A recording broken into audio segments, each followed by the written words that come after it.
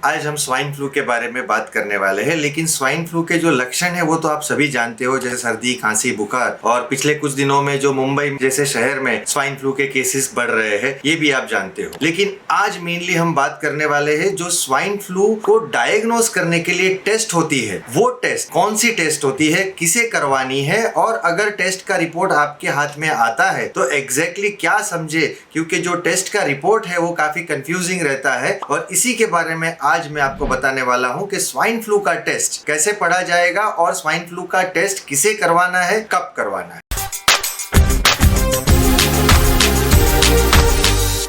तो जो swine flu है, अगर आपके डॉक्टर सस्पेक्ट कर रहे हैं कि आपको स्वाइन फ्लू हो सकता है और इसके लिए आपको टेस्ट की एडवाइस देते हैं, जैसे हमने देखा था कोविड में स्वैब टेस्ट होता है, मतलब एक प्रोब होता है, एक लकड़ी रहती है जिसे गले में या तो नाक में डाल के उसमें से सैंपल लेके उसका RT-PCR होता है। ऐसे ही स्वाइन फ्लू का भी टेस्ट स्वैब टेस्ट होता है, कोई ब्लड टेस्ट स्वाइन फ्लू में नहीं होता है। तो ये स्वैब टेस्ट अलग अलग तरीके के होते हैं और अलग अलग जो लैब है वो भी अलग अलग तरीके के टेस्ट करते हैं। तो सबसे बेसिक जो टेस्ट है स्वाइन फ्लू का वो है स्वाइन फ्लू स्क्रीनिंग टेस्ट। ज्यादातर प्राइवेट लैब में स्वाइन फ्लू स्क्रीनिंग टेस्ट 1200 से 1500 1700 रुपए में होता है, जिसमें वो लोग दो तरीके के स्वाइन फ्लू चेक करते हैं, एक इन्फ्लुएंजा ए और दूसरा इन्फ्लुएंजा बी। हमें जिसका डर है वो है इन्फ्लुएंजा ए। जो स्वाइन फ्लू हम बोलते हैं कॉमनली वो इन्फ्लुएंजा ए वायरस है, और उसमें भी कई रूप रहते हैं, लेकिन दो बड़े रूप जो कॉमनली इंसान को अफेक्ट करते हैं वो है H1N1 और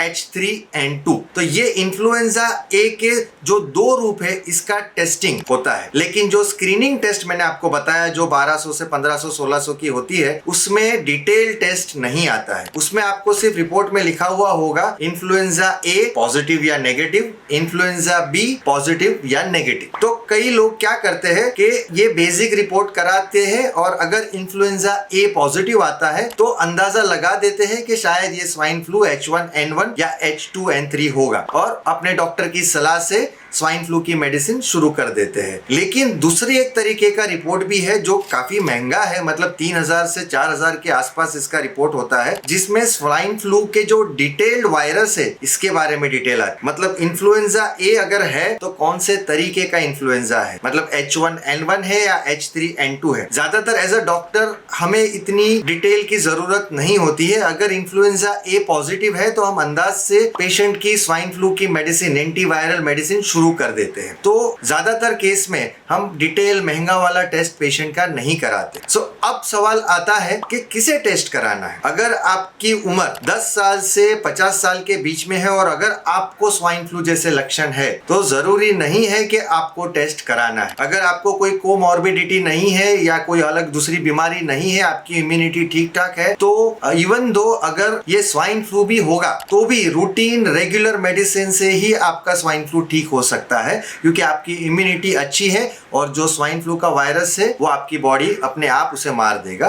रूटीन सिम्टोमेटिक ट्रीटमेंट से ही आपका इलाज होगा। लेकिन अगर छोटा बच्चा है, स्पेशली 5 साल से छोटा बच्चा या बुजुर्ग जो 60 साल के ऊपर के लोग हैं, जिनको कोमॉर्बिडिटी है, जिनकी इम्यूनिटी थोड़ी कम है, ऐसे लोगों को अगर स्वाइन फ्लू के लक्षण होते हैं तो पहले 48 घंटे में हम स्वाइन फ्लू का टेस्ट कराते हैं। अगर पॉजिटिव आता है तो हम एंटीवायरल ट्रीटमेंट शुरू कर सकते हैं, जिससे जो स्वाइन फ्लू के लक्षण है उसका जो पीरियड है वो कम हो जाता है, जो बुखार है उसका पीरियड भी कम हो जाता है। लेकिन एंटीवायरल ट्रीटमेंट स्वाइन फ्लू में सभी के लिए नहीं है। जैसे मैंने बताया, सिर्फ छोटे बच्चे या तो 50-60 साल के ऊपर के लोग जिन्हें कोई कोमॉर्बिडिटी है, जो वीक है, जिसकी इम्यूनिटी कम है, ऐसे लोगों को हम अर्ली डायग्नोसिस करके अर्ली एंटीवायरल थेरेपी दे सकते हैं। लेकिन इसके अलावा अगर आप रेगुलर 10 साल से 50 साल के बीच में हो और आप जनरली हेल्दी हो तो स्वाइन फ्लू के लक्षण होने के बावजूद आपको स्वाइन फ्लू का टेस्ट कराने की जरूरत नहीं है। मैं वापस बताऊंगा, स्वाइन फ्लू का टेस्ट सभी को कराने की जरूरत नहीं है। ज्यादातर केसेस में स्वाइन फ्लू सेल्फ लिमिटिंग होता है। सर्दी, खांसी, बुखार, गले का दर्द 4-5 दिन तक रहता है, जो रूटीन मेडिसिन से ठीक हो जाता है। और एक इंपॉर्टेंट चीज आपके लिए है कि अगर आप स्वाइन फ्लू से बचना चाहते हो तो स्वाइन फ्लू का वैक्सीन मार्केट में अवेलेबल है। रूटीनली 1300 से 2000 के बीच में ये वैक्सीन मिलता है, जो 1 साल तक आपको स्वाइन फ्लू से बचा सकेगा। मैं खुद मेरी क्लिनिक में पिछले बहुत सालों से मेरे पेशेंट को स्वाइन फ्लू का वैक्सीन देता हूं और मेरा पर्सनल एक्सपीरियंस ये है, मैंने इसी सीजन में देखा कि जिन जिन पेशेंट ने स्वाइन फ्लू का वैक्सीन पिछले साल लिया था